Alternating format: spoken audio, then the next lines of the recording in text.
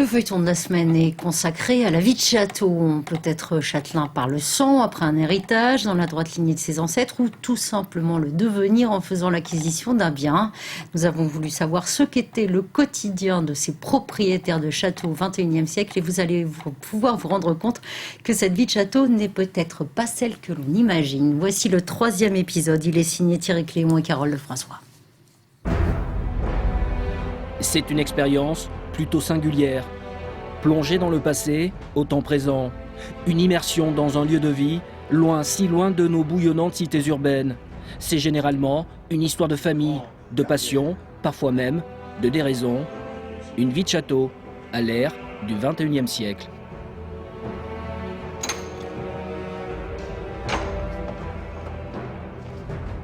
Bonjour, vous êtes les bienvenus au château de Fontaine-Henri. Je vous en prie, entrez. Suivez-moi.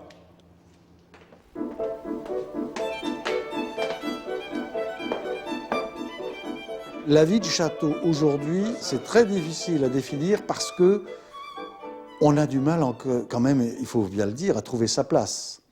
La place économique, sociologiquement, on peut se poser la question aussi. Moi, je ne me sens pas en décalage, mais je peux être perçu comme étant en décalage. J'ai évidemment des références qui sont totalement exotiques par rapport aux références de gens qui ont une vingtaine d'années et qui habitent quelque part dans je ne sais quelle banlieue d'une grande ville française. Je suis un dinosaure à leurs yeux. À la rencontre d'un personnage atypique sous les plus hauts toits de France. C'est là qu'il vit à l'année, un quotidien rythmé par les visites et les instants passés en famille aussi. Fontaine-Henri, il l'a reçu en héritage. Le marquis d'Oliançon, descendant des seigneurs qui ont érigé ce château de la Loire, perdu en Normandie. Nous voici dans le grand vestibule où vous avez sous vos yeux les armoiries des 9 familles qui se sont succédées depuis l'origine de ce château jusqu'à nos jours, les origines se situant aux environs de 1200.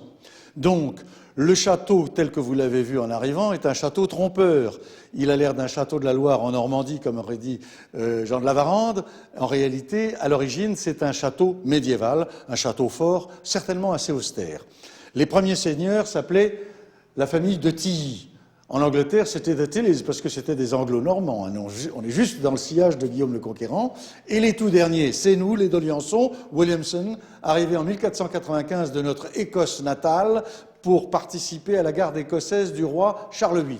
De cette histoire à 9 blasons, il se veut être un trait d'union entre le passé, le présent et l'avenir. Ma mission, c'est d'essayer de faire entrer ce monument dans l'économie du XXIe siècle pour qu'il survive. En gravissant les marches du temps, ici la vie de châtelain a bien changé. Au XXIe siècle, c'est devenu un métier à temps plein, une véritable PME en pierre de taille. Châtelain professionnel, je le suis de toute façon, mais pour améliorer mon professionnalisme.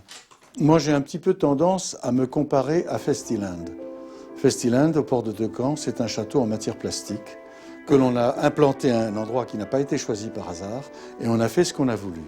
Ben moi, j'ai exactement l'inverse, mais j'ai tout à apprendre parce que le challenge est double, puisqu'il faut réussir dans son affaire commerciale, mais avec des paramètres qui n'ont pas été choisis, qui ont été imposés par les siècles. Donc c'est un double défi, mais il faut le relever parce que nous avons des atouts que les autres parcs ou sites n'ont pas, c'est celui de l'authenticité et de l'historicité. Avant de se quitter, je vous rappelle une des informations que nous avons développées, la mobilité